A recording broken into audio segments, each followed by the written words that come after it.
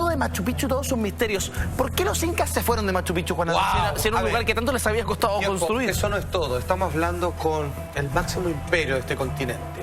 Maestros de la agricultura, maestros de la ingeniería, maestros de la astronomía, y sin embargo solo duraron 100 años. Estoy hablando en donde si pudiéramos hacer comparativo con otros tantos imperios que pasan los 1000, 2000 años. Sí. ¿Ellos por qué duraron solo 100 años? Bueno, la verdad es que primero vamos a dar la explicación tácita, rigurosa, oficial. Primero, fueron atacados por distintas enfermedades que venían, curiosamente, de la mano de los conquistadores. Claro. O sea, primero, el azote de los españoles que empezaron a arrasar con todo sin ningún respeto. La invasión no solo fue violenta en términos físicos, sino las enfermedades que estos hombres claramente traían.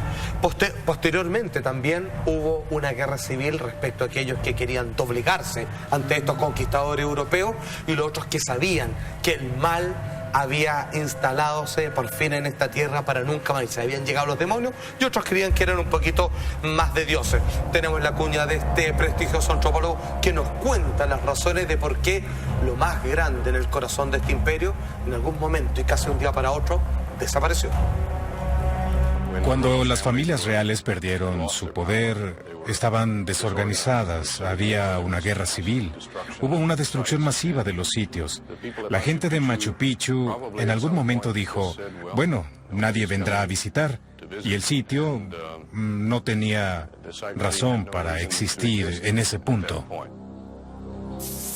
A ver, como te puedes dar cuenta, podríamos decir que como toda gran civilización podrían tener sus problemas internos, pero fue lo más externo, la llegada del hombre blanco, que a algunos, le pasó también a los araucanos, lo confundieron al principio como demonios, luego como dioses, y finalmente se dan cuenta que eran humanos tal como ellos, solo que de peor calaña, porque hace tiempo que, producto de la civilización, habían perdido su conexión con los dioses, o en este caso con sus emociones que lo ataban claramente a la tierra. ¿Quién fue Atahualpa, maestro?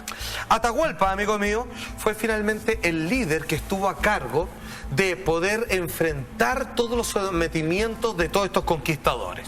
Francisco Pizarro fue finalmente el que logra apresar, ahí estamos viendo al gran Atahualpa, fue secuestrado, se le metió preso y se dice que finalmente este hombre, para que ustedes entiendan que es lo que venían buscando y según recomendación de los dioses que el metal más precioso que debían obviamente atesorar, tenía que ver con el oro. Finalmente él, como se ve privado de libertad, le dice, tú me sueltas, gran conquistador, y yo te lleno toda una habitación, de las que se hacían antes del entonces, son como 2 metros cuadrados aproximadamente, llena de oro. Y ojo, lo hizo.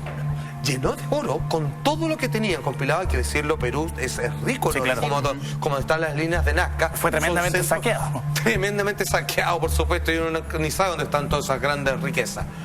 Y fíjense que lo soltaron, pero solo para traicionarlo, pese a que hicieron este intercambio y que la gran parte absolutamente fue ejecutado el 26 de julio de 1533. Finalmente no cumplió su promesa y sí recibió el oro, el muy desgraciado. Felipe, no sé, que cuando estaba hablando de las deidades, en el fondo se decía que los incas creían que eran, como los españoles, eran uno con el caballo.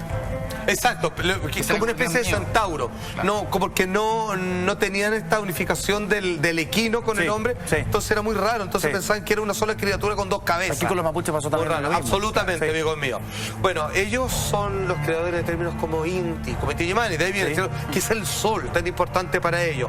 Ojo que en algún momento hay que decirlo, como las grandes civilizaciones tienden a tergiversar lo que en algún momento fueron las ordenanzas de sus dioses. Ellos hacían sacrificios, ¿cierto?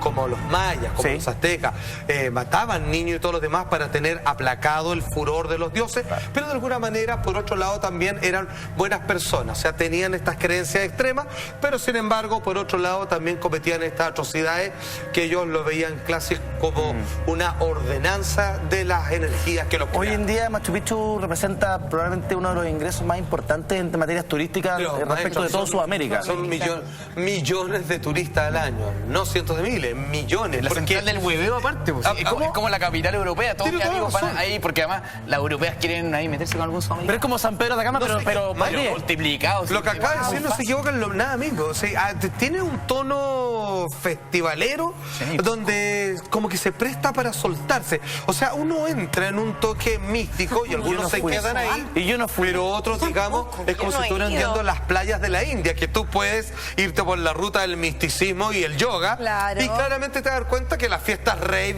en las playas están a la orden del día también. O sea, el camino del Inca hoy día lo hacen la parte cortita, 2 minutos. Absolutamente. Ahora, ¿qué cosas recordamos ya de manera más contemporánea que se han homenajeado o que se han llevado a cabo en la ruina de Machu Picchu? Obviamente, el tremendo y gran disco de ese grupo, esa banda nacional llamado Los Jaivas, ¿cierto? Que está basado precisamente en los textos del mismo nombre, que son estos sonetos que escribió Pablo Neruda.